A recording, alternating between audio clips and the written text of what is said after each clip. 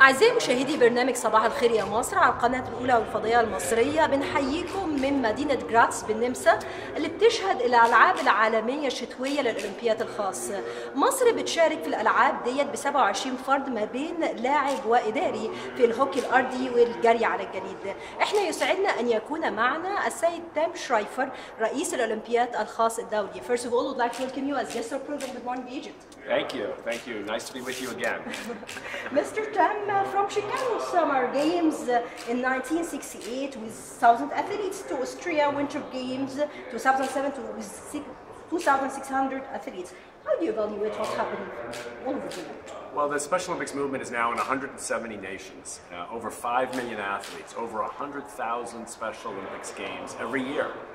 Not once every 2 years or once every 4 years, but every day, many times a day.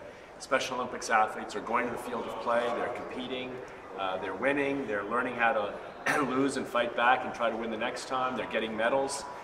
This celebration here in Graz is a celebration of the world's spirit that's happening in communities and villages and neighborhoods everywhere. And it's a celebration of the simple idea that when we include, we're better. That when we come together as a global community, celebrate giftedness, we're a better global community. I mean, anyone that comes to these games will know and feel that they're in a place that they'd rather live in than the normal day-to-day place where tension and violence and political drama and competition are dominating, and judgment and mean-spiritedness. This is a place of openness and trust and welcome. And this is the place that the athletes of Special Olympics are creating for all of us to see. Yes, and this is give us hope more than wars and violence in the Middle East and all over the world, like you say. But in the opening ceremony, we see large participation for many countries from the Middle East, from Libya, from Syria, from Iraq. I myself, I'm surprised for all this participation. How do you evaluate what happened in the Middle East and the role of Mr. Ayman Abdul Wahab, the minister? Well, I think the spirit in the Middle East is a spirit of resilience. I mean, the world here is about tension and politics and violence and all that kind of stuff, because that's what gets on the news. But beneath that, there are mothers who have a child and they want their child to have a chance, just like anywhere else in the world. And there are coaches and teachers who are going to work every day because they want to help children. And they'll do anything they can. Their hearts are set on it. And there are volunteers and sponsors who will contribute. All over the Middle East, in Syria, in the middle of the war, people are helping Special Olympics athletes. In Iraq, in the middle of tension. In Iran, in all these countries, in Lebanon, as you point out, in Libya, in Tunisia. I mean, the human spirit is strong. When given the chance, it will shine.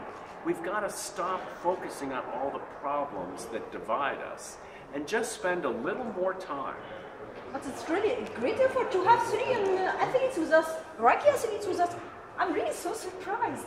Don't be surprised by anything that happens in Special Olympics. Always be prepared to be amazed, but never be surprised. Yes.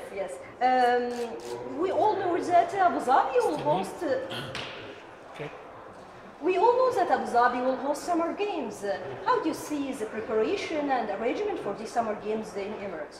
Well, I think here's the good news. As you mentioned before, engineer Ayman Wahab has been working for almost 2 decades to build the Special Olympics movement throughout the Middle East and North Africa, from Morocco all the way over to Saudi Arabia and beyond. The good news is that work is paying off now. The United Arab Emirates are ready. They've got the infrastructure, they've got the political will, they've got the volunteer base, they've got the coaches and committed people ready to host the world. We'll have 170 countries in Abu Dhabi, and I am sure of it, every one of those guests from all over the world will find themselves in a country that's tolerant, a country that's welcoming, a country that's peaceful, a country that's open, a country that's transparent. And this will be a story the world hasn't really heard. I mean, if you turn on the news, you just get all the bad news. This will be a chance to tell the story of what is happening in a positive direction right in the middle of the Gulf, right in the middle of the Middle East and North African part of the world. Nowadays, we saw many celebrities join Special Olympics, like maybe Hussein Fahmy, the famous actor, the basketball player. How do you see this step in affecting positively the Special Olympics goals?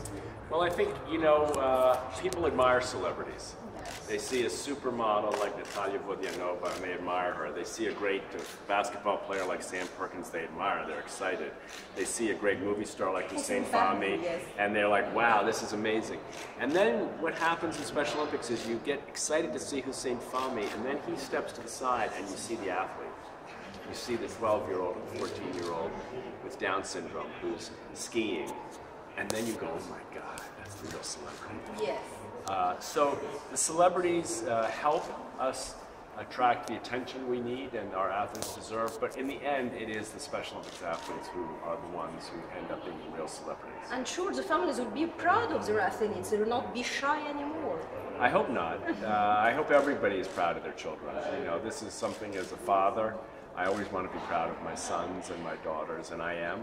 And I think every parent deserves that chance. At the end, how do you evaluate the Egyptian program?